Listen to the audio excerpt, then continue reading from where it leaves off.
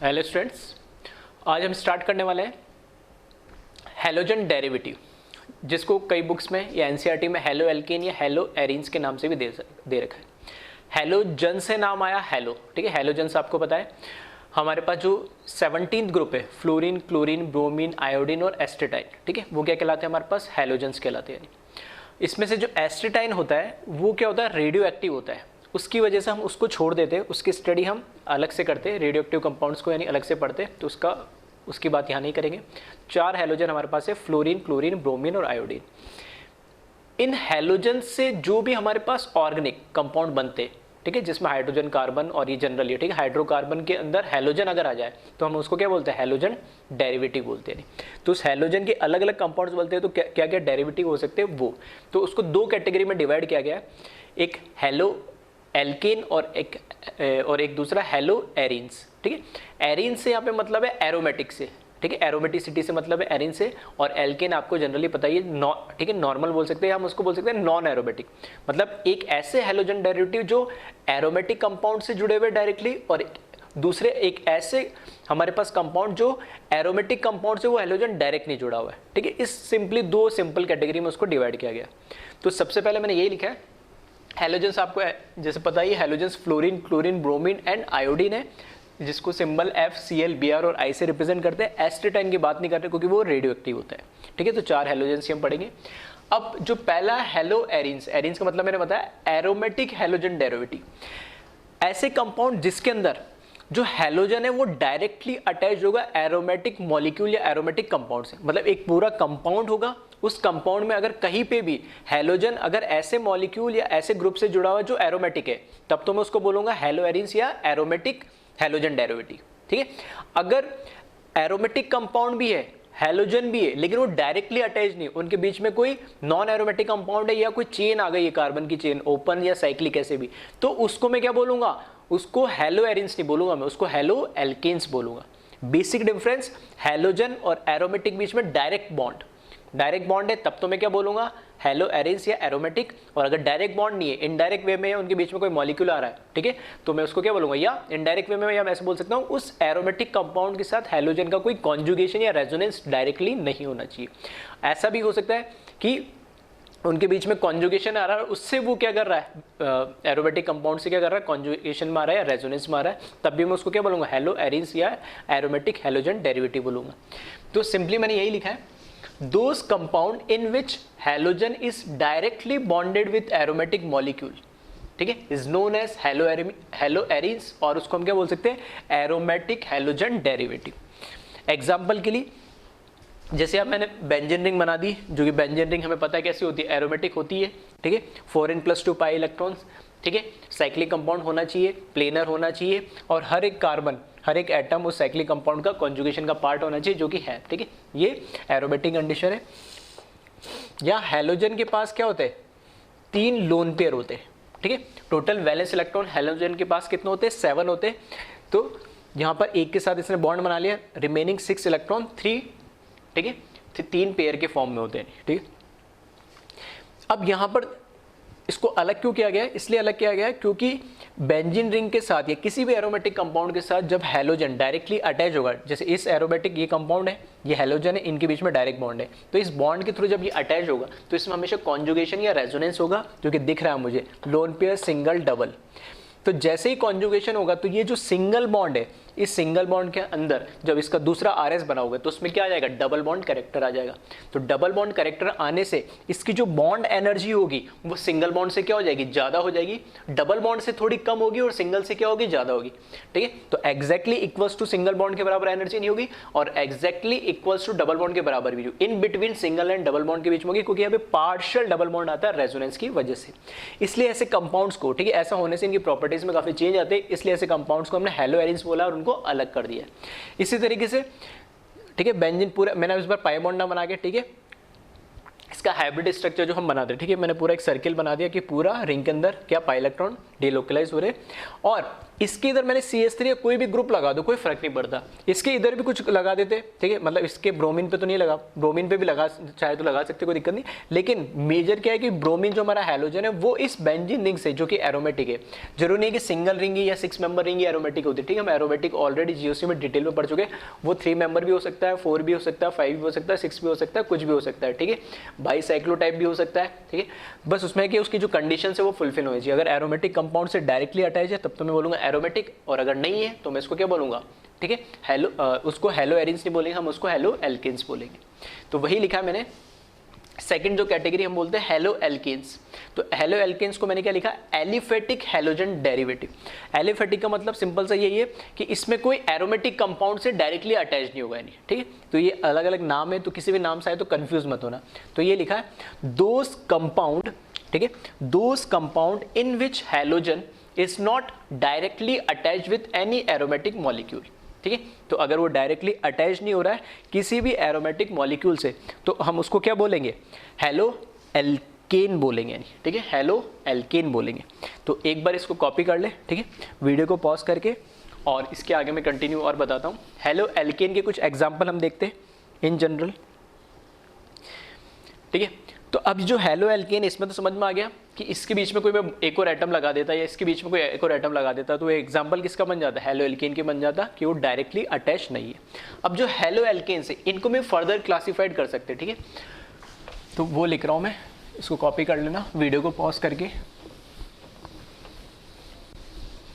Halo alkanes को हम generally 2 category में क्लासीफाई करते हैं फर्दर। एक होता है सैचुरेटेड और एक होता है अनसैचुरेटेड, ठीक है। एक होता है सैचुरेटेड और दूसरा होता है अनसैचुरेटेड। तो यहां पर मैं लिख रहा हूं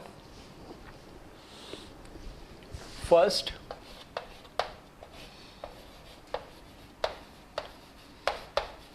अनसैचुरेटेड, ठीक है, इससे में इसके एग्जांपल भी आ जाएंगे।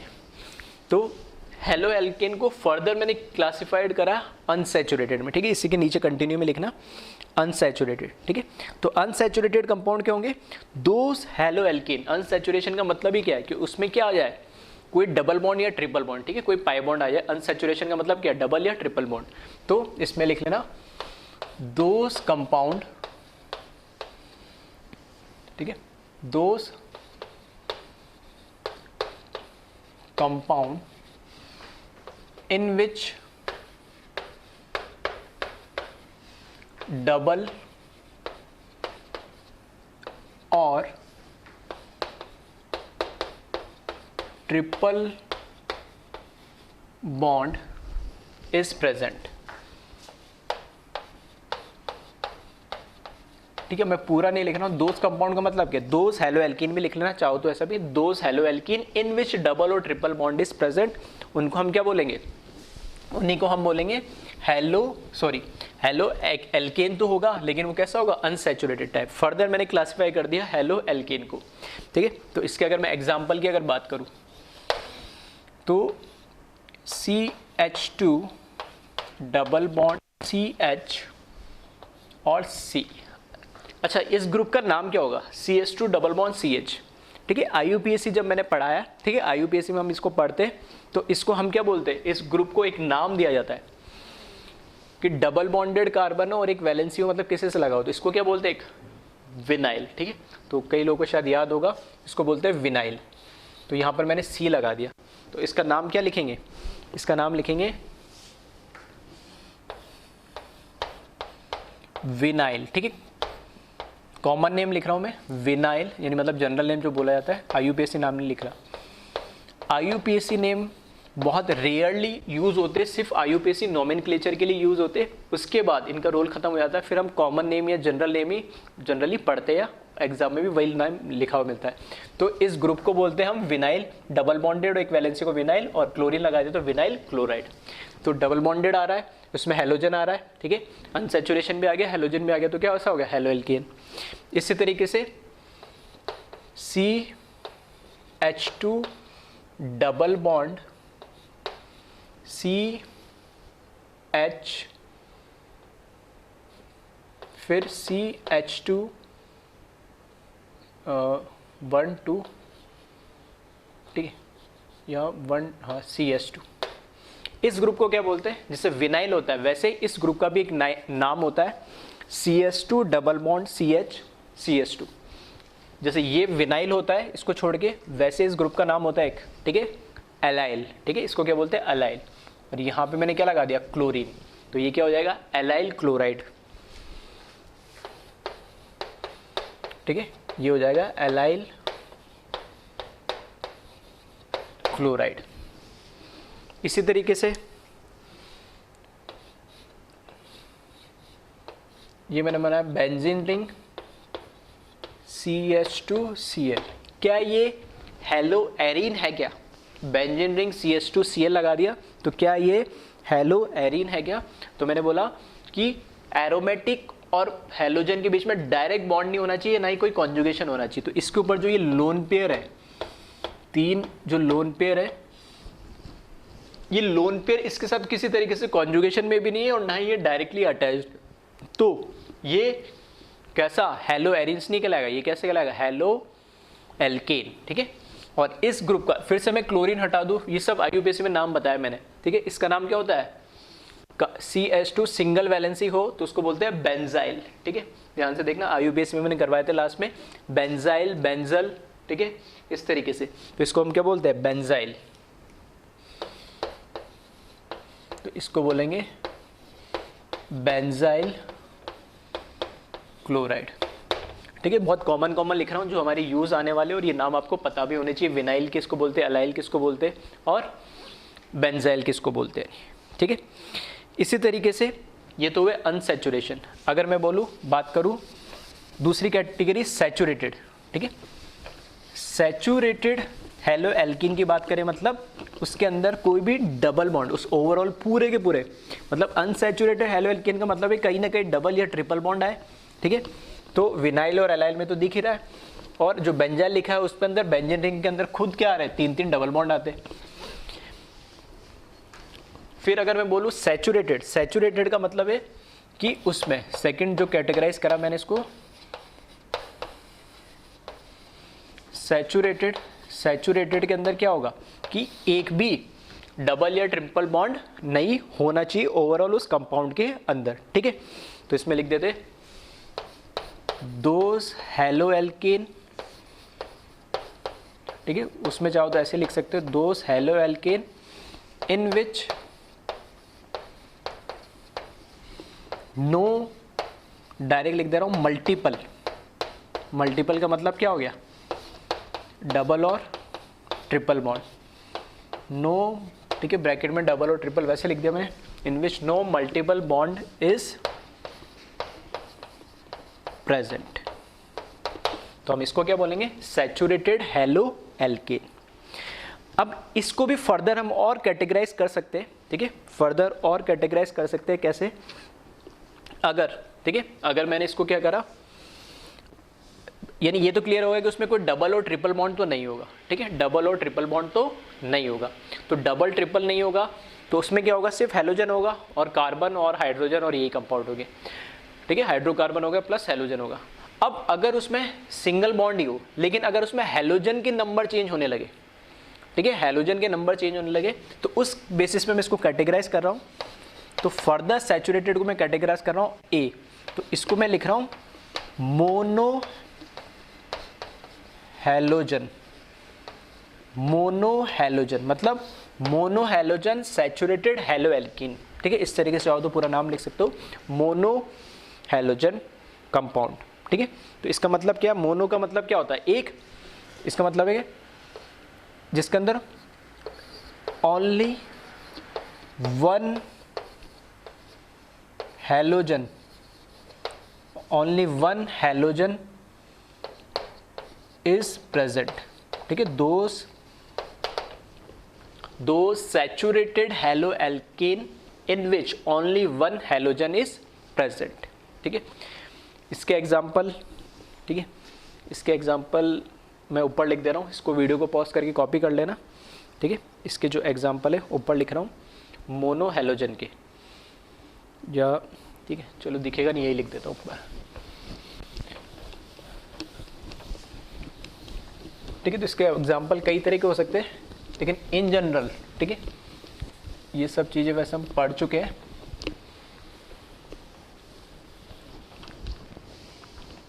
इसके एग्जांपल की बात करें, सबसे सिंपल जैसे मैंने लिखा CH3 Cl भी हो सकता है और CH3 CH2 Cl भी हो सकता है,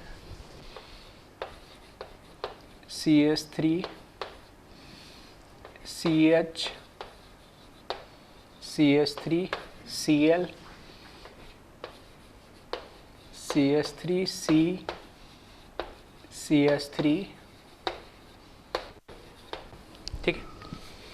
तो ये सब क्या है, mono halogen saturated hello alkene है जिसके अंदर, ठीक है, जिसके अंदर क्या है, एक ही हैलोजन प्रेजेंट है। इसकी अगर मैं बात करूं, ठीक है, तो ये तो सिंपली मिथाइल क्लोराइड भी बोल सकते हैं, कैसे भी बोल दो। ये कौन सा है, इस कार्बन को मैं क्या बोलूँगा, 1 डिग्री, ये 1 डिग्री है, तो इसको मैं बोलूँगा 1 डिग्री मोनो हैलोजन। और क्या बोलते हैं दूसरा, प्राइमरी, ये प्राइमरी मोनो हैलोजन है। इसको क्या बोलेंगे, मतलब कैसे डिसाइड करते हैं डिग्री, जिस कार्बन से हैलोजन अटैच्ड है उस कार्बन की जो डिग्री है वही उस हैलोजन की डिग्री कहलाती है, ठीक है। तो अगर ये 1 डिग्री है कार्बन और इससे हैलोजन लगा हुआ है तो इस हैलोजन को भी क्या बोलेंगे, 1 डिग्री या प्राइमरी हैलोजन। यहाँ पे इस कार्बन से हैलोजन लगा हुआ है तो इसको क्या बोलेंगे, 2 डिग्री और सेकेंडरी, ठीक है, मोनो हैलोजन। इसकी डिग्री कितनी है, इस कार्बन से 3, इस कार्बन की डिग्री है 1 2 3 कार्बन लगे हुए तो 3 डिग्री हो जाएगा, इसको बोलते हैं हम 3 डिग्री। और टर्चरी मोनो हैलोजन, ठीक है। इस तरीके से जैसे मोनो हैलोजन है उसी तरीके से, ठीक है, मोनो की जगह क्या आ जाएगा, डाई हैलोजन कर दे। तो डाई हैलोजन का मतलब है कि उसमें कम से कम कितने, 2 हैलोजन प्रेजेंट होंगे यानी। तो कुछ कॉमन जो डाई हैलोजन है, ठीक है, वो मैं लिख रहा हूँ बस। तो इसी तरीके से मैंने लिख दिया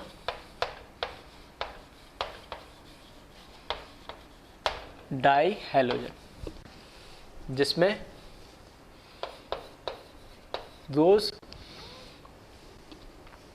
those saturated haloalkenes in which 2 halogens are present, ठीक है। कम से कम कितने होने चाहिए, 2 होने चाहिए इसके अंदर। तो इसकी अगर मैं बात करूं, ठीक है, इसके एग्जाम्पल की अगर बात करें तो मैंने लिखा CH3, इस कार्बन पे एक Cl ये लगा दिया, एक Cl ये लगा दिया और चौथी वैलेंसी H से कंप्लीट कर दी। इसी तरीके से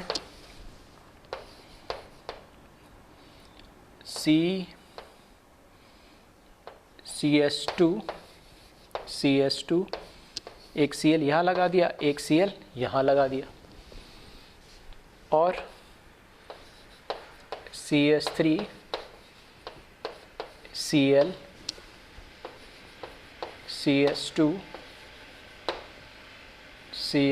Cl, ठीक है। वैलेंसी चेक कर लेना एक बार कार्बन की, 4 हर जगह कंप्लीट हो रही है क्या, ठीक है।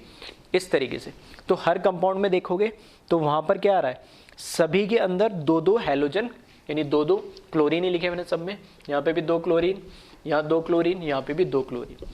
अब इसमें बस ये ध्यान रखना, एक ही कार्बन पे जब 2 हैलोजन आते हैं, ठीक है, तो इसको बोलते हैं, इसको नाम दिया जाता है जेमिनल डाइहैलाइड,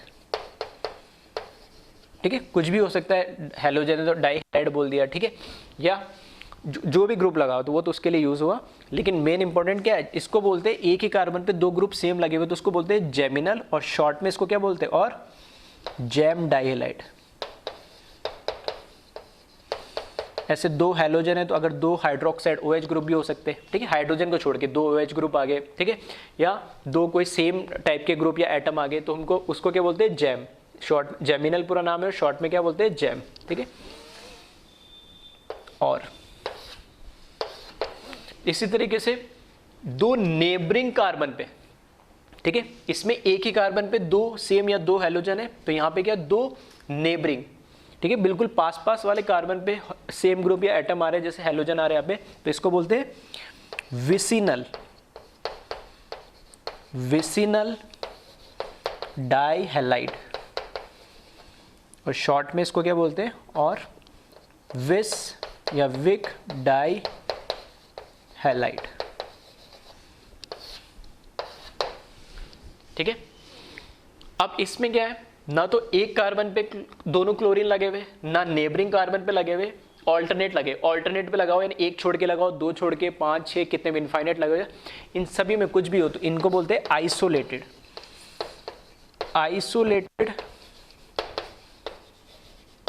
डाइहैलाइड।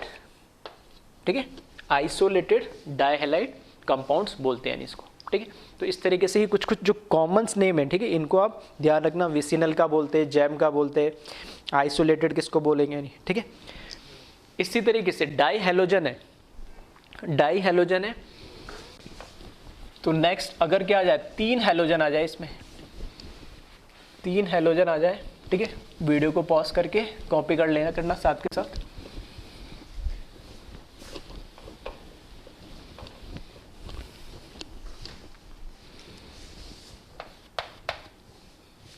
उसी तरीके से क्या आ जाए, ट्राई हैलोजन आ जाए,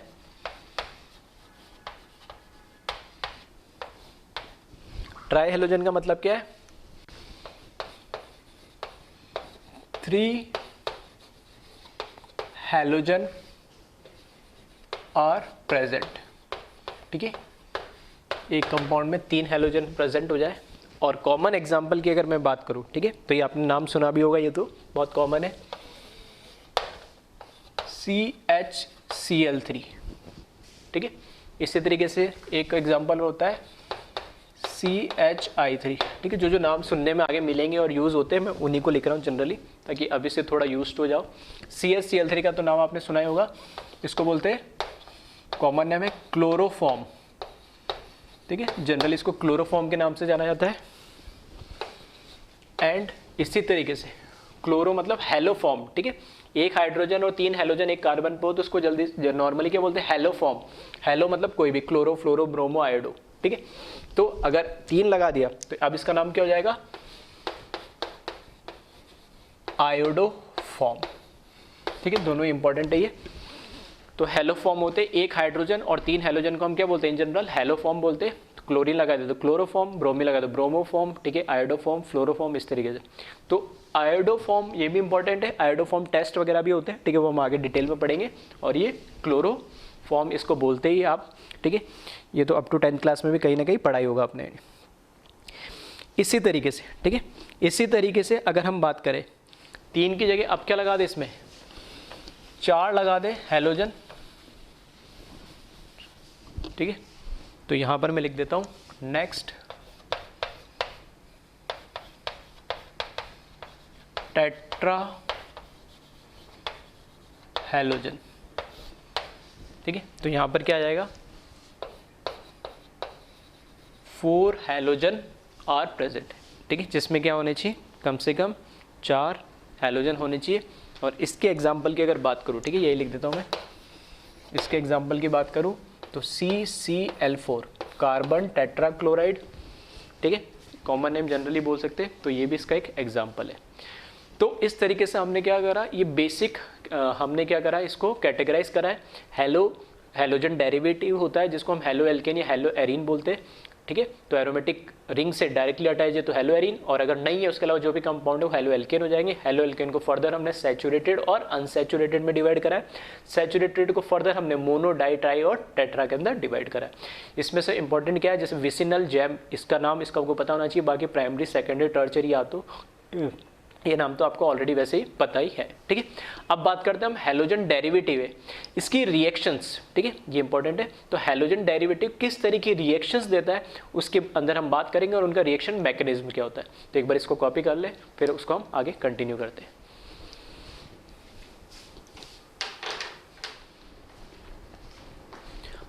अब बात करते हैं हम chemical reaction of halogen derivative, कि कौन कौन से रिएक्शन हैलोजन डेरिवेटिव जनरली देते हैं।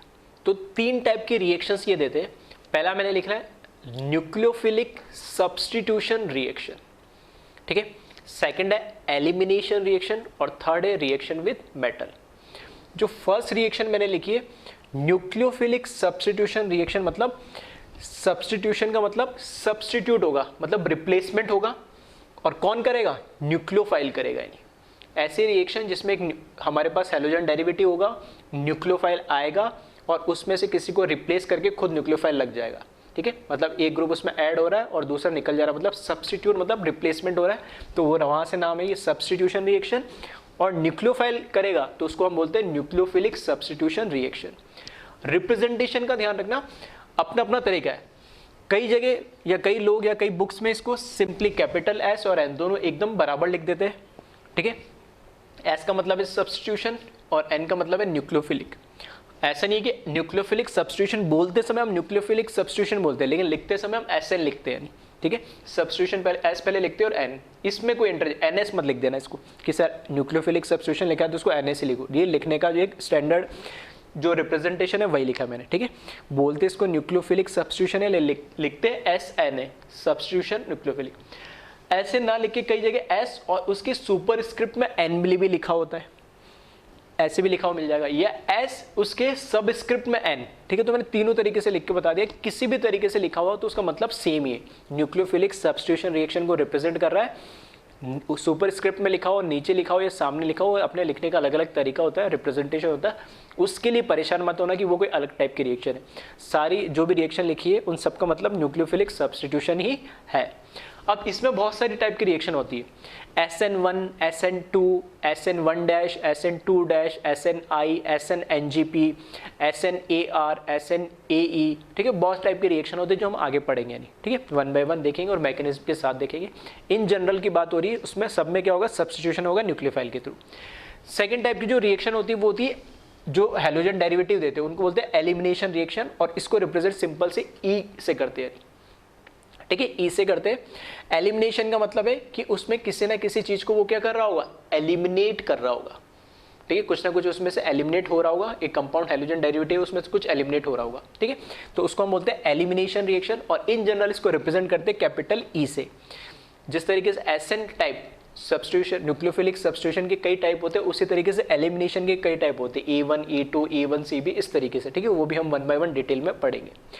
थर्ड टाइप की जो रिएक्शन जो हैलोजन डेरिवेटिव देता है वो देता है रिएक्शन विद मेटल्स, ठीक है। मेटल्स के साथ ये रिएक्शंस देता है। जनरली एक नाम आपने कई लोगों ने सुना भी होगा, नहीं तो एक होता है ग्रिग्नार्ड रिएजेंट, ठीक है।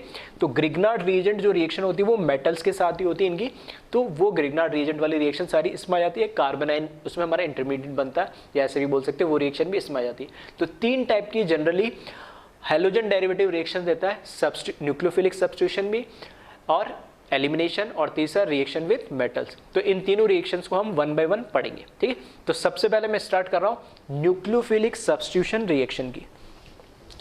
न्यूक्लियोफिलिक सब्स्टिट्यूशन रिएक्शन की अगर मैं बात करूं, ठीक है, तो इसमें जो भी हमारे पास हैलोजन डेरिवेटिव होगा, ठीक है, जो भी हमारे पास हैलोजन डेरिवेटिव होगा, तो एग्जांपल के लिए मैं लेता हूं इन जनरल, ठीक है, जनरल ले रहा हूं मैं, कोई एल्काइल या जो भी एराइल ग्रुप है, R से रिप्रेजेंट करा, उसके साथ L कोई, ये ओवरऑल मेरे पास कोई हैलोजन डेरिवेटिव है, ठीक है, प्लस इसकी रिएक्शन मैंने करा दी किसी न्यूक्लियोफाइल से, और न्यूक्लियोफाइल को मैंने बताया था NU और नेगेटिव चार्ज इससे रिप्रेजेंट करते, और रिएक्शन जो मैं करवा रहा हूँ वो किसी ना किसी मीडियम में तो होगी। मीडियम से क्या मतलब है?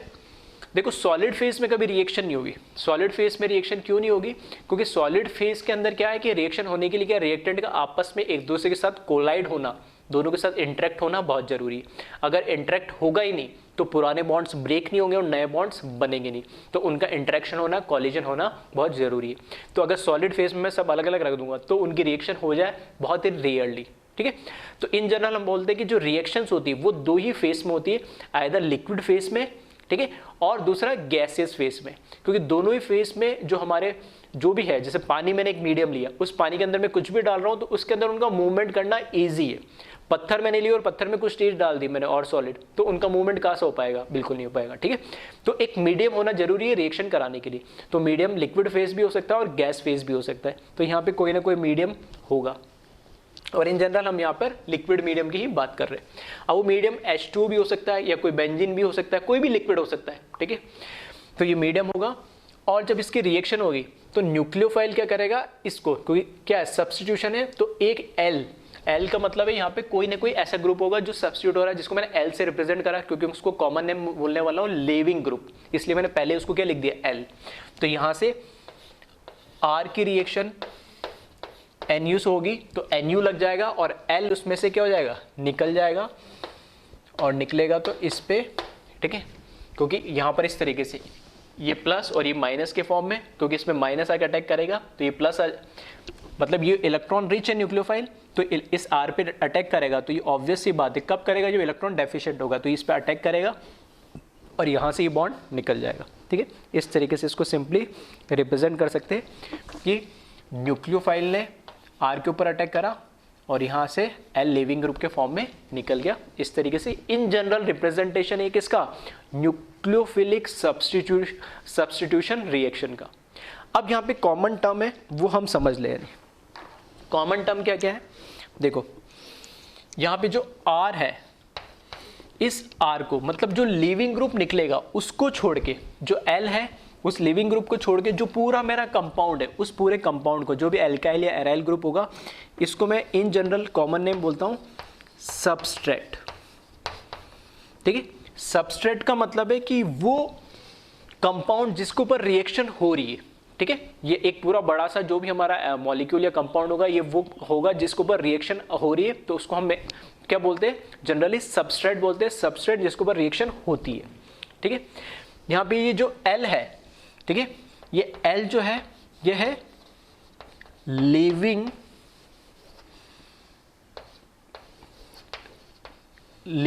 ग्रुप है। ये जो L है इसके अंदर वो क्या है, लिविंग ग्रुप है। फिर यहां पे NU, जो NU है ये आपको पता ही ये क्या है, न्यूक्लियोफाइल है। ठीक है, तो न्यूक्लियोफाइल क्या होते हैं वो ऑलरेडी हम डिस्कस कर चुके हैं रिएक्शन मैकेनिज्म में।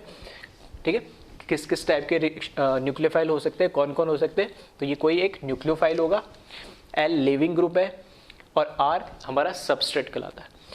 ये जो मीडियम है, ठीक है, इस मीडियम को जनरली हम क्या बोलते हैं, सॉल्वेंट बोलते हैं।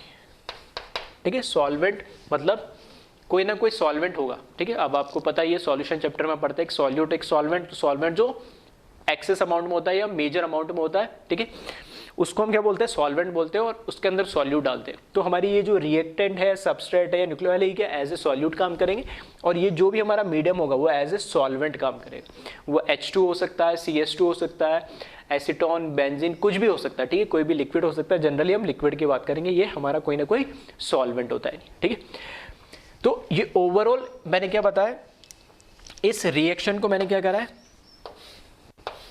यहां पर जनरल फॉर्म से मैंने रिप्रेजेंट करा, और इसमें कुछ टर्म है उसको डिफाइन करा है कि ये हमारा सबस्ट्रेट होता है, L हमारा लिविंग ग्रुप होता है, ये हमारा न्यूक्लियोफाइल है, और ये हमारा सॉल्वेंट है, और ये रिएक्शन इस तरीके से होगी in general, nucleophilic substitution reaction. ठीक है, अब इसमें जो न्यूक्लियोफिलिक सब्स्टिट्यूशन रिएक्शन होती, उस रिएक्शन की रेट किस स्पीड से वो होगी, ठीक है, और उसकी रेट को और उसके मैकेनिज्म को, दोनों को, ठीक है, उसकी होने की स्पीड को और किस तरीके से, मैकेनिज्म मतलब वो सिंगल स्टेप हो गया, मल्टीपल स्टेप हो गया, मल्टीपल स्टेप में कौन सा रिएक्टेंट पहले अटैक करेगा, उससे फिर कौन सा इंटरमीडिएट बनेगा, या फिर दूसरा इंटरमीडिएट बनेगा, या तीसरा बनेगा नहीं, सब चीजें ये किस पे डिपेंड करेगी, इन सब के नेचर पे डिपेंड करेगी कि सबस्ट्रेट कैसा है, लिविंग ग्रुप कैसा है, न्यूक्लियोफाइल कैसा है, और मीडियम कैसा है। तो सबसे इंपॉर्टेंट हमारे लिए क्या है कि 1 by 1 जो हमारे पास ये सारे वो फैक्टर्स है जो न्यूक्लियोफिलिक सब्स्टिट्यूशन रिएक्शन को क्या करेगी, इफेक्ट करेगी। ठीक है, these are all are factors which effect the nucleophilic substitution reaction तो हम क्या करेंगे, अब इसमें वन बाय वन एक एक फैक्टर को क्या करेंगे, डिटेल में स्टडी करेंगे।